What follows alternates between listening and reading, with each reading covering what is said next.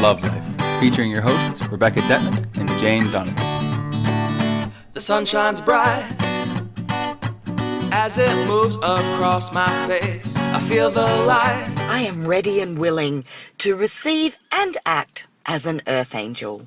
Welcome to Love Life. I'm Rebecca Detman. And I'm Jane Donovan. Jane's got a husky, sexy voice today. Oh, I have. It's called releasing stuff.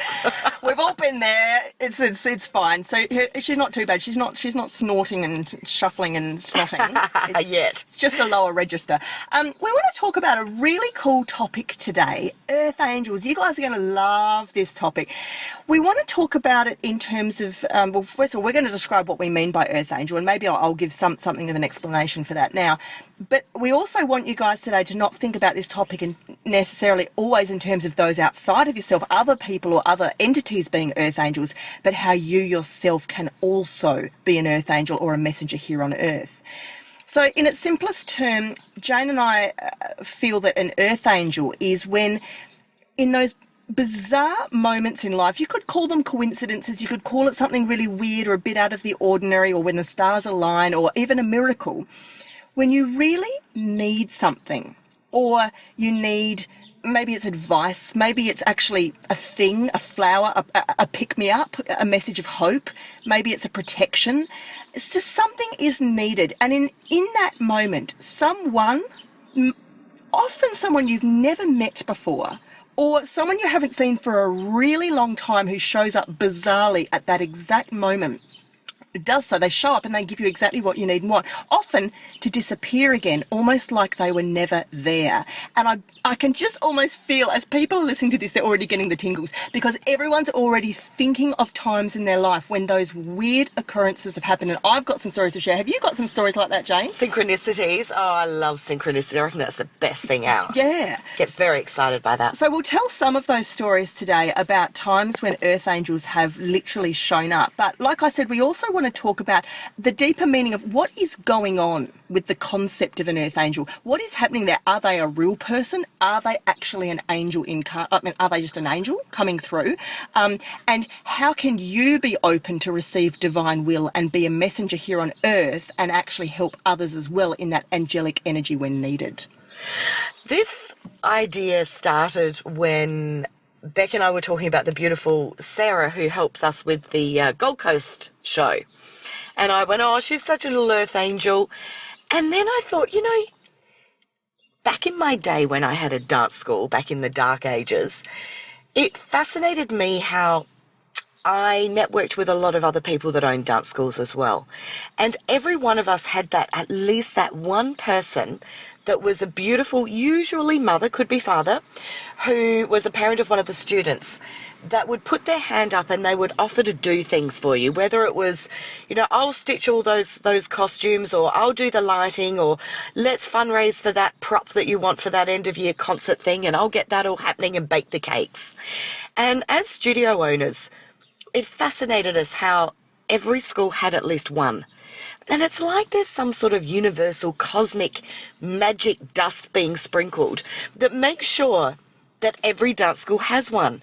And then I thought, it's not just dance schools, it's every sporting team, it's every organisation, it's everywhere. It just seems that these beautiful people that I think is another version of Earth Angel appear in even distribution in every arena where support is needed. I just think that's so magical. Yeah, those people are very special. And we did a show ages ago, Jane, that I think actually blends into that, which is when we talked about people who lead very quiet, unassuming lives and what their gifts might be, like the ordinary little old lady that just waters the garden and might walk your dog for you if you go away on holidays, and how those people are actually the glue that sticks society together, aren't they? They are. And we take them for granted, and we don't necessarily think sometimes those people are very special. Or she's just a stay-at-home mum, or she's just a little old retiree, or she's just somebody's grandma who's been widowed for 30 years. But often they are doing so much unseen work in the community that literally, if it weren't for them, none of us would be here. It's like how, you know, they say there's billions of insects in the earth and we don't even notice them. But if you were to take all the insects away, humans would die, because they're doing so much work all the time that we just aren't even aware of to keep the entire ecosystem in one piece. I remember seeing some Facebook post, you know, the source of great information, that said something along the lines of, if all of humans die, insects live on. If all of insects die, humans die. Humans don't live on. Yeah, that's right. Yeah, I probably worded that wrong, but you get the idea. Yes. Look, I think there's also perception around this. It's like now that we're having this conversation, I think that those that are listening will suddenly start being more consciously aware of these beautiful angels around the place. Yeah. And with awareness comes a greater abundance of them in your life. So the beauty of this is that it's going to be multi-layered. So I started with the dance school going, isn't that gorgeous? And then I realised they're everywhere, absolutely everywhere.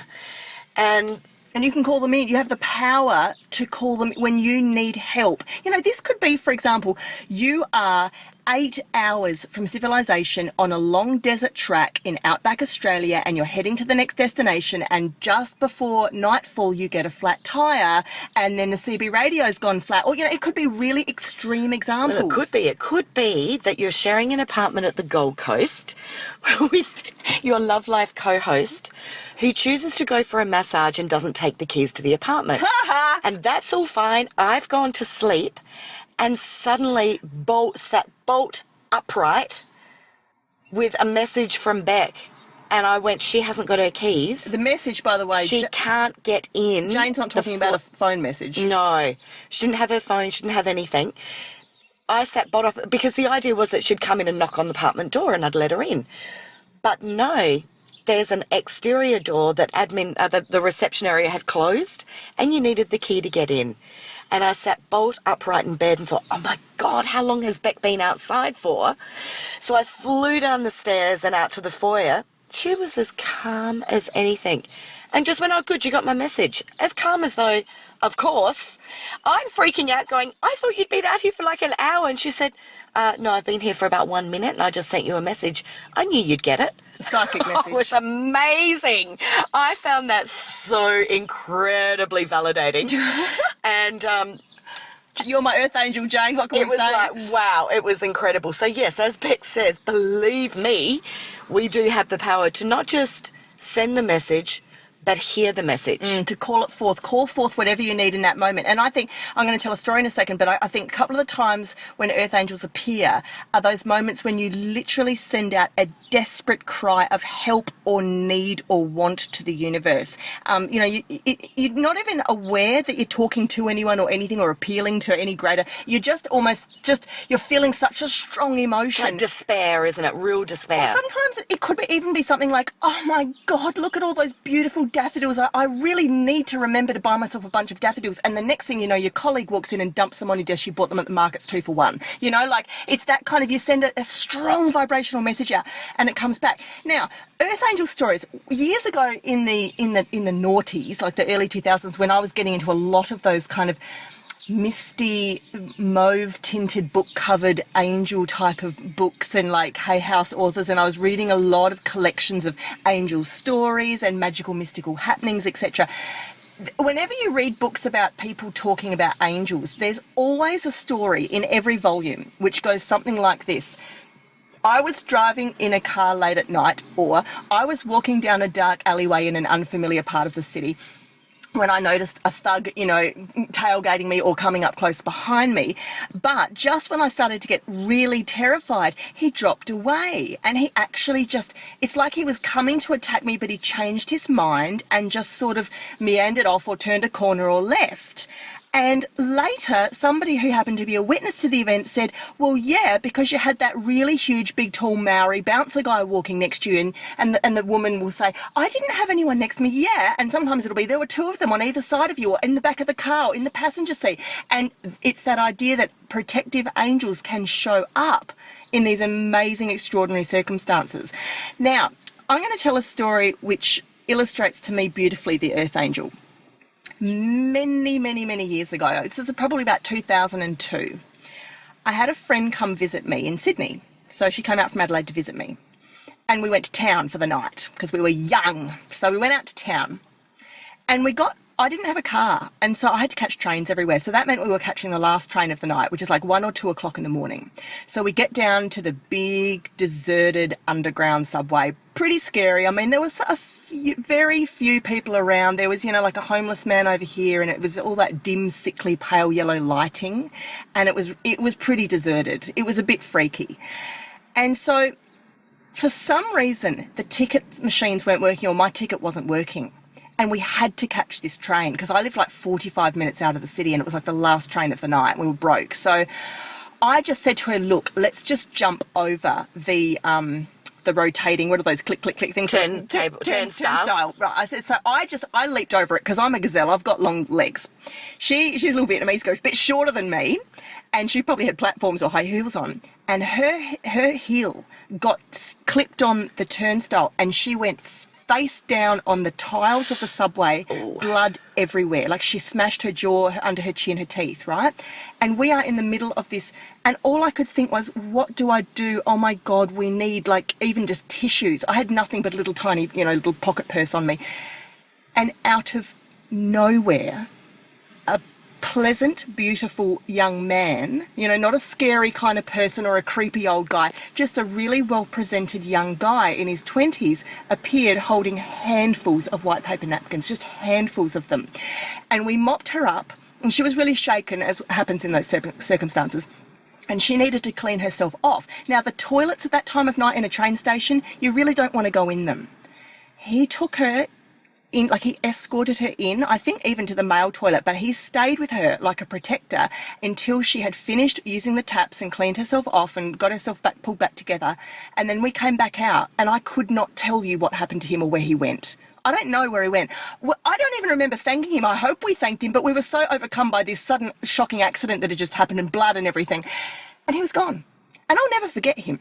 Because was he real or was he not real? I don't know. I don't know. Doesn't matter, it doesn't matter. And there was so beautiful though. It's a cool story and it gives me goosebumps even now to still think about it. And there's only one other time I can think of which was a lot more real than that because that was a very surreal, situation. But about a year ago, again, it's always on the creepy cold winter night. No one was around. It was late at night. I was out with a friend. We were actually on one of the most populated streets in Adelaide, but because it was such a cold, late, dark winter night, nobody was out.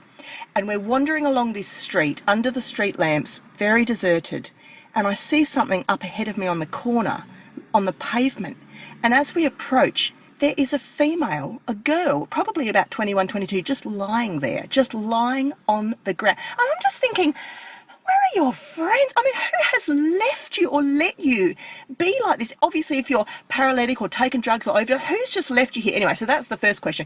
No, but she may have had an argument and left herself. Maybe. We don't know. Taken herself there. So my friend and I are standing there looking at her and I'm thinking, neither of us are paramedics or have any medical knowledge whatsoever. And so we're looking around like, what even premises are open for us to go in and try and, get them to call the police or a paramedic? And all of a sudden, it was like angels just came flooding to the scene from every direction. From across the street came a guy from the pub who'd seen the whole thing. From another part of the street came a man who knelt down and worked with, counselling or trauma and knew how to speak to her and was like respectfully pulling her skirt down and making sure that she was in a respectful position. From the next corner came a nurse who just knocked off her shift from the local hospital. And this girl on the pavement was surrounded by 4 earth angels. And my friend and I we weren't particularly medically helpful, but we were spiritual and we were holding down the energy, the moral corner and the energy, yes. And we would have done whatever it took, obviously, to get her help. But it turns out just maybe our vibrational cry for help brought in the ranks. Well, as an empath, I'm going to tell you about the other side of it. Okay. Empaths get called to action all the time. Just happen to look that way and see something out the corner of your eye and there it is, which, 100 people walking past wouldn't look out the corner of their eye. Yep. So I'm going to take a bet that of those, a lot of them would be empaths as well. And so I've been called to action in this where by the time I was, 21, I'd seen 3 dead bodies. Really? Yeah, including a murder. Yeah. Yeah, I know, it's weird, isn't it? It sounds like, no. Oh, well, the first, yeah. So the first one was a drowning at Glenelg. The second one was a heroin overdose at my back door of an apartment that I had. And the third one was, it was a pub. My boyfriend's band was playing and there was an argument and in the audience and I thought it was the road crew had got into an argument, so I went outside just in time to see this guy stab this man. Okay. 3 times. And I've also been the first on the scene for accidents, like a motorbike that went under, those protective barriers that you have in country roads. Yeah. Slid underneath it and got stuck halfway with his stomach. I've been around a lot of... I'm the first when there's nasty accidents of lots of blood and gush and whatever. And I'm not a nurse. I don't have any medical training at all. What I do have is an ability in a very heightened... which is kind of the flip side of an empath. When everyone's emotions are going off in fear, I actually have an ability to actually block all that out and just stay in love, like stay in real calmness. And I'm fabulous in a crisis. The second the crisis is over, I'm a wreck. Or has been dealt with. Has been dealt with. Sufficiently. Yeah. Where it's handed over to others who are more qualified to then, take on what needs to be done, then I'm a wreck. But I can hold that point. And but I find it interesting, this is coming back to Beck calling to me in my sleep to come and let her in the apartment. It seems to just be an antenna that's there. And I wanted to share this because I think a lot, if not all, of our Love Life listeners have this ability to be able to be receptive to that. We are giving you permission. I've got to tell 3 more, and I'm not going to go... Oh, no, that's okay. You can. We got time. I have to tell 3... Oh, this is just reminding me of so many She's things. getting excited. I am. This is cute. And I hope in the telling of these, they'll help people think about this topic in lots of different ways. So the first story is like what Jane just said about how empaths will pick up things that the ordinary people won't. So, case in point, my girlfriend is in a nightclub. A weird guy starts talking to her and buys her a drink. She doesn't know it, but her drink has been drugged by this man. It's a nightclub, loud music, flashing lights, lots of people, nobody paying any attention, nobody cares. And yet, across the room, one guy was watching her because the hairs had gone up on the back of his neck, and he knew something in that dynamic across there over the bar between that girl and that guy was not normal. And he was earth angel enough to actually investigate, to actually intervene and actually rescue her and take her to a safer second location. So she was saved that night. What's really important for the empath to understand here is that it's one thing to have a feeling, but it takes a whole nother set of skills and tools to be courageous enough to act on it. Because you can look like a dick. Yeah, well, quite easily. He came up to her and he just said, look, are you... Something like, is everything all right? Are you okay or comfortable talking to that man? And she, by that point, was quite drugged and didn't know how much time had passed or anything. But she just said, no, get me out of here. And there it was. So he approached her, I thought, in quite a sensitive way. Like, he just checked first. Well, I always remember my mum saying, because I regularly do this work. So to drive from my office to my home I go down a highway that's a 6-lane highway. And so there's often drunk people walking across it, or there's animals that are stuck in the middle of traffic, etc. And I have no hesitation, or elderly people, or people with dementia, or I have no issue at all in pulling over and just helping them off the road. I've done it all my life, much to my mother's horror. And she's always saying, Jane, I know I'm going to get a phone call one day and I'm going to be told that you've been murdered in the side of the street helping someone. No. I have zero reaction to that. Zero. It's just not in my vibration. It's just not but there. That's not... You're coming to it from a particular vibrational intent. Exactly. You're That's not right. going to get murdered. You are so protected when you commit to being of service. You're offering this. It is incredibly protected. And as Beck said, she's gone down to the girl that's lying in the street. There's nobody around. It's a dark, cold night. And suddenly 4 amazing people all turn up. Well, the same happens when I rescued a koala. Now, for our overseas listeners, koalas are not cute or they are cute, but they're not cuddly things. They're ferocious, and their claws can shred you to death quite easily. So they can be very, very aggressive. And I had a 3-foot male, which is very scary, in the middle of Anzac Highway during a drought. And he was trying to find the special brand of eucalyptus leaves. And so I stopped the car and just shooed him off the road, and he went up a tree, but we couldn't leave him there because he's still on the side of the road. Along comes the Earth Angel, a guy who was jogging. This was 1 o'clock in the morning. And he said, I don't normally jog at this time. There you have it. I just went out for a jog.